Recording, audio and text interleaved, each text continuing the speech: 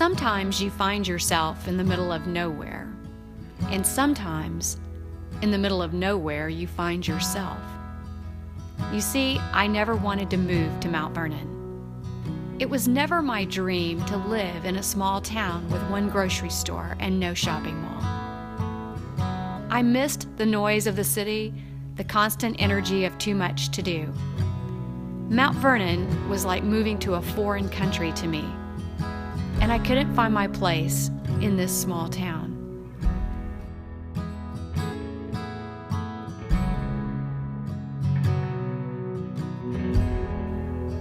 My husband has lived with multiple sclerosis for many years, a debilitating disease of every nerve in his body.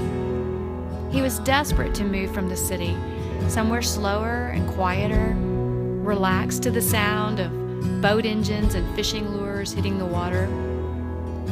He had once visited a place he affectionately referred to as Golden Pond. "The most beautiful lake in Texas," he kept saying. This is where he wanted to spend his days and finish out his life. At the time, it was totally unusual for us to pray together, but we prayed to find the right house in the right town at the right time. A house that would fit the needs of a strong but terminally ill man. And we found ourselves in Mount Vernon, on Lake Cypress Springs, Chuck's Golden Pond, and we knew we had arrived home. We found the perfect house with the perfect view that would meet the needs of a near-perfect man. A man who couldn't manage a house built on a steep hill like many around the lake, but rather one closer to the ground, an easy, practical house for a man with multiple sclerosis. Over the next 15 years, we met neighbors who grew as close as family to us, and we loved big in this little town of Mount Vernon.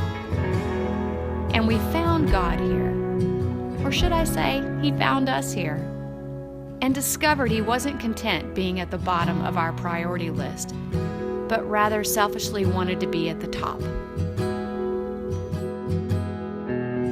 It was a dreary, rainy Sunday, December the 27th, 2015. When the rains came down and the lake came up, and we knew our lives were about to change. We lay awake that night, knowing the rising water outside our door would soon invade what we had worked so hard the past 15 years for. We listened as the floors burped, things fell. It felt like a war was going on between good and evil just beneath us. And I heard these words playing like a broken record through my mind. "What the enemy means for evil, I mean for good, Liz." I later learned it was a scripture from Genesis 50:20. And I knew He had mighty plans for this tragedy, and blessings would come from this storm. At the first sign of daylight, we waded through a foot of muddy water through our beautiful home, dodging debris as we left our house with the help of our neighbors. Everywhere we looked, we saw water. People started showing up immediately. People from our church, from our community. We're all now standing in front of our house, pulling our water-damaged cars out of the garage, giving us clothes to wear, and providing warmth from the cold.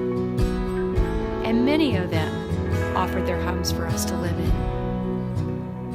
Our lives changed that rainy December day. We found God in this storm. We witnessed Him firsthand in the people of Mount Vernon. Webster's defines community as a brotherhood, a congregation, really.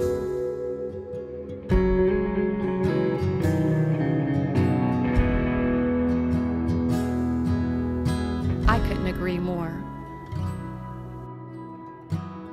As the water started receding, more people showed up. No one asked them to, no one paid them to, they just showed up. They cut our sheetrock, they moved our furniture, they swept debris from our once beautiful home. They fed us, they held us, and this special little community known as Mount Vernon, well, They loved on us like we have never been loved on before. God answered those prayers we had prayed 15 years earlier, when our faith wasn't particularly at its strongest, when our things were more important to us than He was. He loved us anyway and sent us to Mount Vernon, because He knew that we would find Him in the hands and in the feet of the people of this precious town one day many years later. We have lost count of the people who have carried us through the storm this year, and there's no place on earth we would rather live than right here in the piney woods of Mount Vernon, Texas. A place like no other, a place where good and decent people still prevail, a place where boat engines and lures still hit the water, and a place of love where God lives on every street and in most every heart. A place where miracles still happen.